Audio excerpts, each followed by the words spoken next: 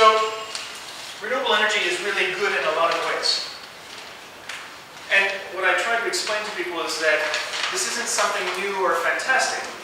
You get the same sort of warranty for a solar panel as you get for a refrigerator. If you want to build a windmill, it's the same sort of warranty package that you get for a piece of farm equipment. Right? This isn't new or magical stuff. It's already proven. And at the same time, I try to point out that communities, each of us, can do things by thinking about what we have in a different way. This is one of our members here in the middle. He works with local schools around the province. And he went to this school, and they said to him, Paul, we want to do a solar project. He said, okay, great. How much money do you have? He said, we have $500. That's a problem. So he said, okay, well, let's look at your budget. So they looked at the budget, and lo and behold, they found that they had $10,000 for a religious symbol. And hence, the solar cross was born. Okay? Right? So we just need to shift our perspective and think in a slightly different way, and we can create opportunities. So in Ontario, we have the Green Energy and Green Economy Act. Often people will just say the green energy part, but it's important to note that this is about green energy and green economy, because the two pieces fit together. We've had an investment, and Mr. Lee is here. Samsung has invested $7 billion in Ontario. $7 billion. Right? Now, that's only a drop in the bucket. In Korea, they're investing $148 billion in green tech. Right?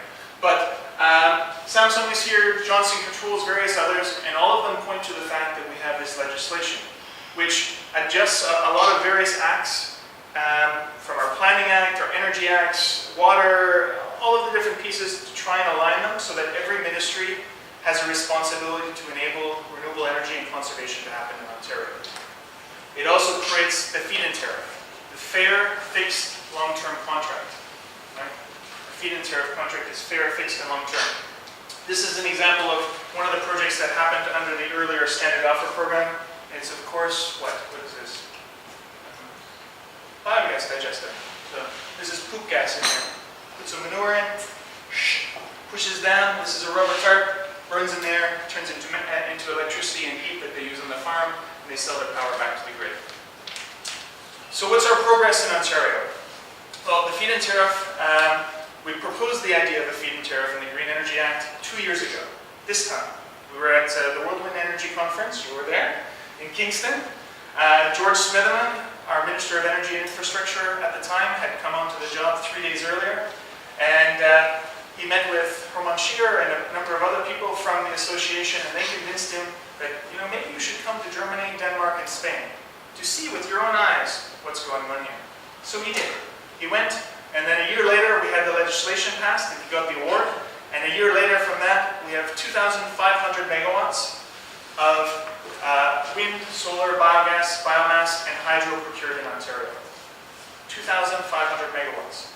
That's all of the capacity that was left on our existing grid. There are 8,000 microfit contract applications for projects under 10 kilowatts. So small businesses, homeowners are applying, and I think it may actually push 10,000 within the next month or two. There's residential rooftop, there's bigger commercial scale, there's a broad variety, and out of all of those big projects, there's 300 megawatts that are community projects, not including the microfit, the small stuff. So 300 megawatts. But what's not quite as good is that that's probably only about 15 or 20 projects. So it's the start. Sort of to Heinrich's point, you need to start with one project and then build on your successes. Not expect that you're going to take over the universe right at the very beginning. Now at the same time, the other 2,200 megawatts, every one of those projects potentially could have a piece of community ownership in it. And there's an incentive in Ontario that if you have community investment in your project, more than 10%, then you actually get an added bonus. You actually get more money for your project. So there's an incentive to bring them in, and if you can grow that community ownership over time, then they can get more and more money for the project. So, I already said fair, fixed, long-term pricing, that's what a feed-in tariff is. But this is a report that Paul Geik, a good friend and mentor who sends his regards to everyone, did for the World Future Council. And he did this analysis of Europe, but then he looked at North America at some of the initiatives that are going on around feed-in tariffs. So you can see France, Germany, Spain are all getting A minus. And I'm really proud because, maybe, Ontario also gets an A minus. We actually bumped out Spain a little bit there. And that's because some of the new inventions. And what's important is that the Ontario feed-in tariff isn't the same as France, isn't the same as Germany or Spain, but we took the best practices from all of them, did some funny things that are Canadian, and then created our own program. And I think every jurisdiction needs to look at their cultural context and the resources that they have, but there is an opportunity to take what's been learned over the last 20 years and make it work wherever you're from.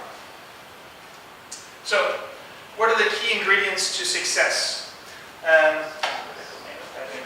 Well, the first one is you need to build an alliance. We had farmers, First Nations, which are Indians. The unions came on later, community power. We had this really broad group who usually don't talk together, who don't like each other very much, who agreed that conservation and renewable energy should be the priority for the province, and that we would work together. And what's very interesting is that the industry players, the Canadian Wind Energy Association and some of the others, they didn't want to play with us at first. They said, oh, it's impossible. We can't do it. We had the vision. They stepped in line afterwards, and now they're reaping the benefits. Because it's not just about communities, it's about everyone being able to participate and play. And because of that, you need to have a vision, and you need to have perseverance. You need to have pressure from the grassroots, because you can talk to the leaders, and you need to have a leader who's willing to take up the fight for you, but the grassroots need to push their politicians to change things. You need to have experts from outside to help you out. It's good to actually see the projects for yourself, and at the same time, you need to make sure that there's attention coming from outside too. The media, the other countries saying, yes, they're doing a good job, or no, they're not up to par. And lastly, there needs to be broad participation afterwards. So you implement the policy, you don't want 20 or 300 or even 1,000. You want everybody participating. Whether they're a conservative, a liberal, communist, or whatever, everybody needs to think that this is their program and that they benefit at the end of the day. So communities are important because they drive social acceptance. Without communities involved, you will have the social friction or the NIMBY issue that you're talking about. And that's happening in other places. Communities need to feel that they're benefiting. Projects are completed on time if there's community engagement. They perform better because the people are involved. Local knowledge leads to better siting, and as I said before, in Ontario, you actually get paid more if the community is participating. And for communities, this is really important too, because if you're a municipality, this could be a new revenue stream that isn't tied to taxes. Or if you're a church, like the church that we have in Toronto, that is building a 20 kilowatt solar system, they raised $110,000 in 1.5 months at Christmas time. $110,000 to do a 20 kilowatt system. Half the money will go into the church, the other half will pay the people that bought debentures, that bought investments, $1,000 each. So it's a stable stream. At the same time, it creates healthier communities because you're addressing climate change, you're addressing pollution, creates energy security by having energy supplied and produced in the local area. Helps create new jobs and develop local capacity, and connects people to their energy. I think that's the really important thing. You actually need to connect people to their generation, because then they consider and they are more efficient in how they use their energy as well.